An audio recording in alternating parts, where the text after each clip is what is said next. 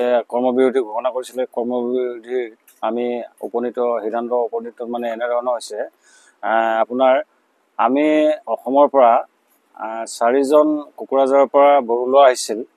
তেখেতলোক আহি লিখাবালি লোহাৰচাং ডিষ্ট্ৰিক্টৰ DC অফিচত তেখেতলোক পাৰ্মিট বনাইছিল।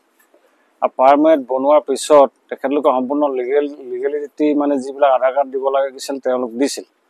দিয়াত তেওঁলোকৰ অফিচত অলপ মানে নাম খেলি মেলি হ'ল আৰু ফটোটো তেখেতলোকৰে থাকিল। গতিকে তেওঁলোক যে লেবাৰ, তেওঁলোকে পঢ়িব লিখিব নাজানে, তাত কি বিসংগতি হৈছে নজনা দুখত তেখেতলোকে এইটো নাজানি তেখেতলোকে চেক গেটত পাৰ হ'বৰ কাৰণে গৈছিল। যোৱাৰ অৱস্থাত চেক গেটত ৰিৰাম যিজন মানে ইনচাৰ্জ আছে, তেখেতলোকৰ বিসংগতি ধৰি তেখেতসকলক গাড়ীত পৰা নমাই দিলে। নমাই দিয়াৰ পিছত তেখেতলোকৰ যে এই পাছখন ইলিগেল হৈছে, এই ইলিগেলকৈ বনোৱা বুলি তেখেতলোকক ৰাখি দিলে। ৰাখি দিয়াৰ পাছত তেখেতলোকে যাবলৈ নিদিয়াত আমালৈ ফোন কৰিল।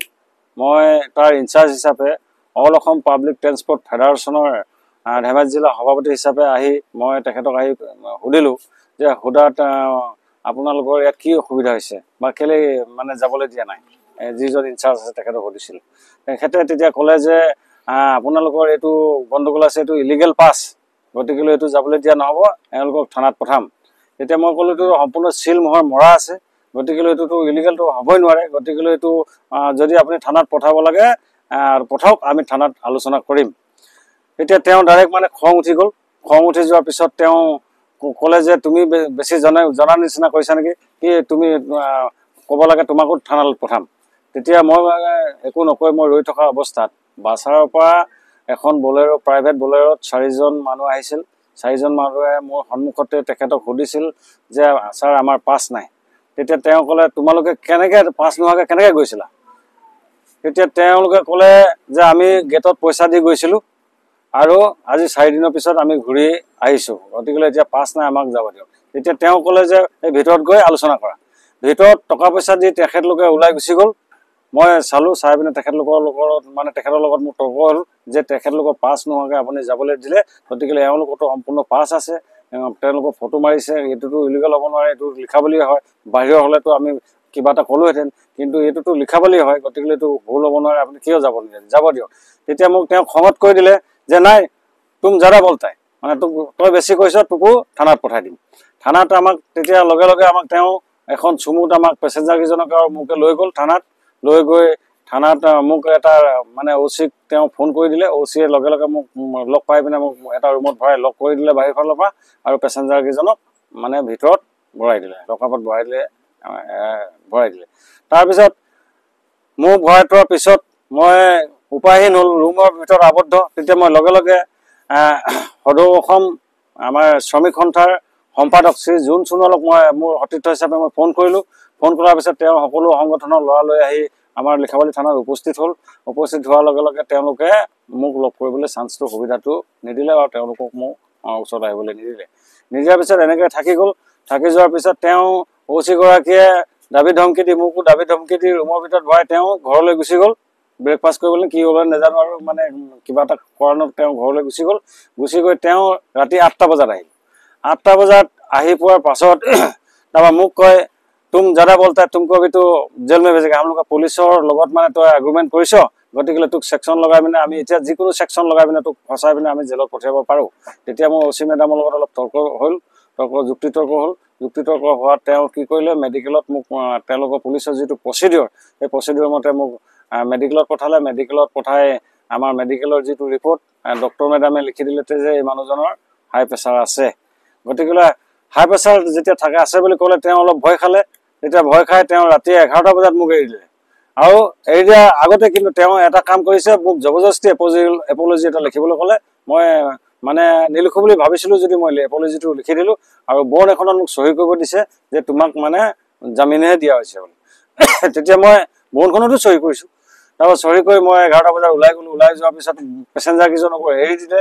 এৰি দিয়াৰ পিছত পেচেঞ্জাৰকেইজনক এতিয়া ৰাতি 11টা বজাততো তেওঁলোকে অৰুণাচল প্ৰদেশৰ দূৰলৈ যাব। গতিকে তেখেতলোকৰ এতিয়া কোনো গাড়ী ব্যৱস্থা নাই, ক'লৈ যাব কি হ'ব, তেওঁলোকৰ বিপাঙত পৰিলে। তেতিয়া আমাৰ চিলাপথাৰৰ মেক্সিকেপৰ আৰু আমাৰ শ্ৰমিক সন্থাৰ সকলো সদস্যই লগ লাগি তেখেতলোকক নি চিলাপথাৰ হোটেলত ৰাখি খুৱাই বোৱাই ৰখা অৱস্থাত তেতিয়া তেওঁলোকে লেঙুৱাই লেঙুৱাই খোজকাঢ়িছে। তেতিয়া মই দেখা পাই তেওঁলোকক ওলাই তহঁতেতো দিনত ভাল আছিলি, গতিকে এতিয়া ৰাতি মানে তহঁতৰ এতিয়া কেলে লেঙুৱাই লেঙুৱাইছে? নাই ছাৰ বোলে আমাক বোলে বহুত মাৰিছে থানাত। তেতিয়া আমি হাৰে কেনেকে মাৰিলে কি কথা আমি যেতিয়া সোধপোছ কৰিলে চাওঁ ক'ত মাৰিলে, তেতিয়া দেখিছো ইহঁতৰ গোটেই ভৰি চৰিবিলাক ফুলি আছে। ये उसी मैडम बैठने से पब्लिक हारसमेंट हो रहा है। बोर्ड स्टेट का इस आदमी को जो है ट्रांसफर करना है, मतलब ये है। बाकी गवर्नमेंट आगे किया नहीं किया उससे हमसे कोई लेना देना नहीं है। आज का मीटिंग का रेजुलेशन के हिसाब से एट्रोसिटी ज्यादा हो गया है, इस ओसी मैडम बैठने से इसको जो है हटाना है, इतना ही है।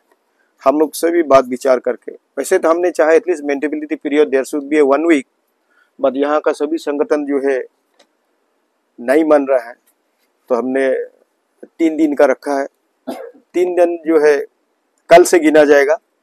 आज संडे है, मंडे ट्यूसडे थर्सडे बृहस्पतिवार तक जो है